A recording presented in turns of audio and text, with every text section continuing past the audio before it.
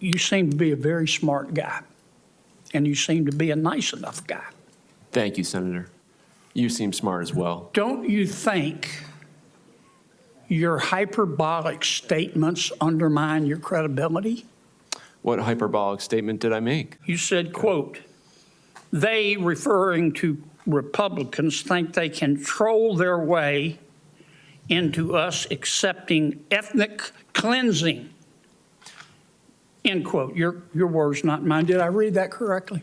That was in regard to a Department of Homeland Security post about advocating 100 million deportations. That is what DHS has tweeted from their own account. 100 million deportations would be ethnic cleansing. And you don't think this is hyperbolic? On March 2nd, you said, quote, if you rule against Trump's population purge agenda, no hyperbole there, the nativists will name you, threaten you, and come after you. It is also an agenda intended to reduce the population of the United States, including U.S.-born people. So these are not hyperbolic statements. I appreciate you reading my account. Chairman, what planet did you just parachute in from? No. You trigger my gag reflex. Maybe the planet Pluto, perhaps. Republican Senator John Kennedy exposing an open borders advocate during a Senate hearing today. The Senate Budget Committee examining the impact of sanctuary policies on law enforcement. So let's welcome to the show Congresswoman Beth Van Duyne from the House Ways and Means Committee. This was a Senate Budget Committee hearing witness. How did the guy even get in the building? Have any U.S. citizens been deported, let alone, well, 100 million, I guess, is the target? What do you make of all that? I think Democrats are being very clear. I don't know who who the witness was, but he's obviously just repeating Democrat talking points. They've been very clear. They want to keep as many illegal immigrants here as possible because it increases their census data, meaning that they're not going to lose their congressional seats. We have seen it, and when it comes to power, it doesn't seem to matter that these are murderers, these are rapists, these are pedophiles, these are people who are stealing billions of dollars of taxpayer money and fraud. As long as it keeps Democrats in power, they are fine to have them. And I think you just saw that as the witness. And God love Senator Kennedy, man. He tells it the way it is, and nobody cross-sexes like he does. He's the right person for that job, for sure. You know, the hyperbole didn't just come from the witnesses. Democrat senators joined in. Listen to this. I'll get your comment.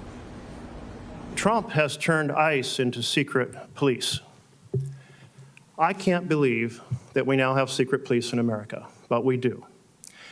I well recall studying secret police back when I was in college, and the basic mark of them was they'd show up in unmarked vans, unmarked uniforms, no judicial warrant, knock down doors without a judicial warrant, grab people, detain them, and often prevent them from having access and communication with families or lawyers.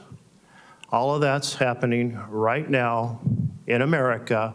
We now have a secret police called ICE. A comment made by the ranking member talking about secret police. I think that's an outrageous comment. I think the men and women of ICE are sworn law enforcement officers. They do their job. They're trained to do their job. They have a very dangerous job. To continue to denigrate their job and how they go about it in such a dangerous environment, I think is a disservice to them.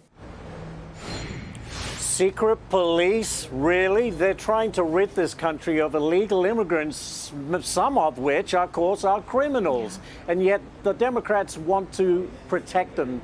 Those kind of terms, is it really necessary, Congresswoman?